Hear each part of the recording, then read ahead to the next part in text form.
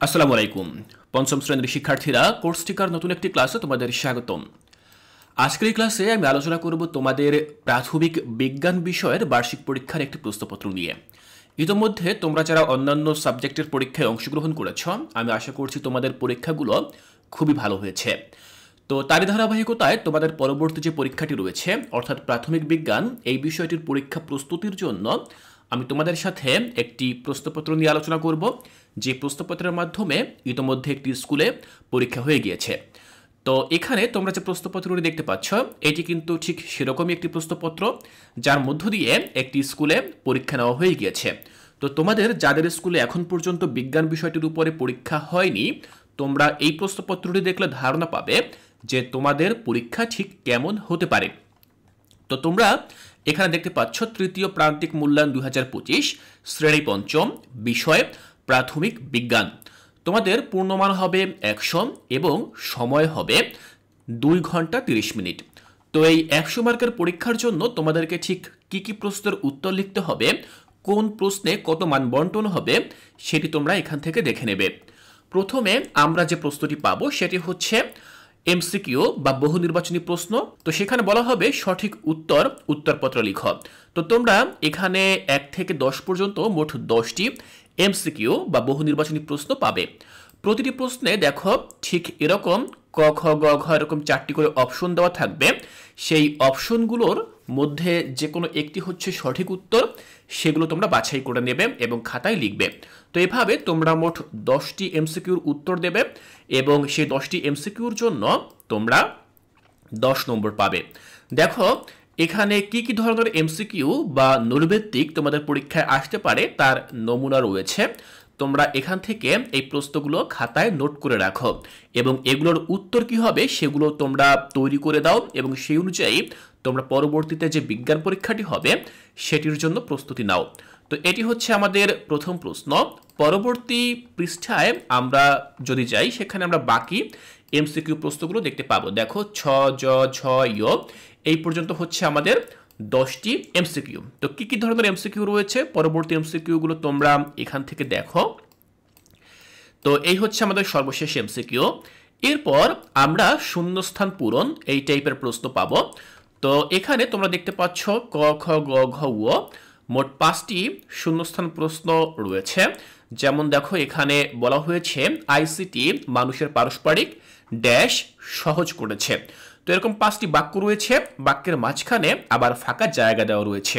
এই বাক্যগুলোতে তোমাদেরকে সঠিক শব্দ বসাতে হবে।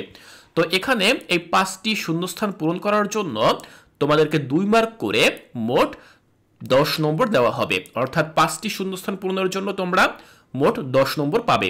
এরপর দেখো 3 নম্বরে তোমাদেরকে শুদ্ধ অশুদ্ধ নির্ণয় করতে হবে। এখানে বলা হয়েছে দেখো যে নিচের বাক্যগুলোর ডান পাশে শুদ্ধ হলে সু আর অশুদ্ধ হলে অ লিখো। তো এখানে তোমরা দেখতে পাচ্ছ ক খ গ ঘ ও 5টি বাক্য রয়েছে। এই বাক্যগুলোর কোনোটি সঠিক হবে আবার কোনোটি ভুল হবে। তো যেটি সঠিক হবে সেটির সামনে তুমি কি করবে, ডান পাশে শুদ্ধ লিখবে বা সু লিখবে। সু মানে শুদ্ধ। আর যেটি ভুল হবে বা ভুল বলে তোমার কাছে মনে হবে সেটির ডান পাশে তুমি লিখবে অ। তো এভাবে তুমি 5টি সেন্টেন্সের উত্তর দেবে। এখান থেকে প্রতিটির জন্য 2 করে 5টির জন্য মোট তুমি 10 নম্বর পাবে। এরপর দেখো পরবর্তী পৃষ্ঠায় আমরা যদি যাই, সেখানে আমরা মিলকরণ প্রশ্ন পাবো। তো এইখানে দেখো 4 বলা হয়েছে যে বাম পাশের বাক্যাংশের সাথে ডান পাশের বাক্যাংশের মিল করো। তো এই যে ছকটি দেখতে পাচ্ছ, তোমরা ডান বাম মিল করবে। এখানে ক খ গ ঘ 4টি বাক্য দেওয়া রয়েছে। এই বাক্যগুলো হচ্ছে এক একটি তথ্য। তো এই তথ্যগুলোর বাকি অর্ধেক আবার ডান পাশে দেওয়া রয়েছে। তোমাদেরকে পরস্পর মিল করে অর্থবোধক যেই বাক্য সেটি তোমাদেরকে তৈরি করতে হবে।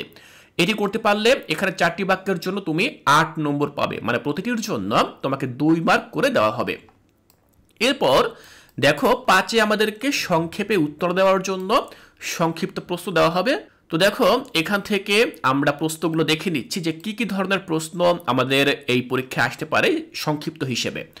তো সংক্ষেপে যে প্রশ্নগুলো এই প্রশ্নপত্রে বলা হয়েছে সেগুলো হচ্ছে কি, দেখো বিজ্ঞান কি, অল্প সময়ে অধিক উৎপাদনের জন্য মানুষ কোন কোন কৃষি প্রযুক্তি ব্যবহার করে, প্রযুক্তির ক্ষতিকর প্রভাবের 3টি উদাহরণ দাও। ইন্টারনেট কি? 3টি তথ্য সংরক্ষণ প্রযুক্তির নাম লিখো। আমাদের দৈনন্দিন জীবনে আবহাওয়ার পূর্বাভাস কিভাবে সাহায্য করে? 2টি বাক্যে লিখো।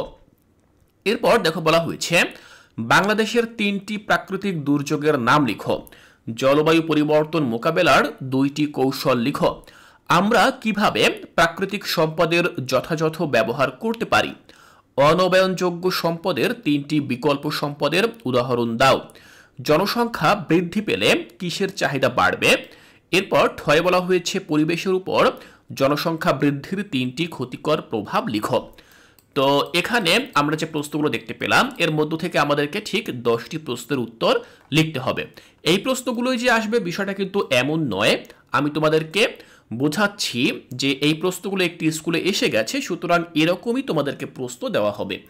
তো তোমরা প্রচুর পরিমাণে প্র্যাকটিস করবে।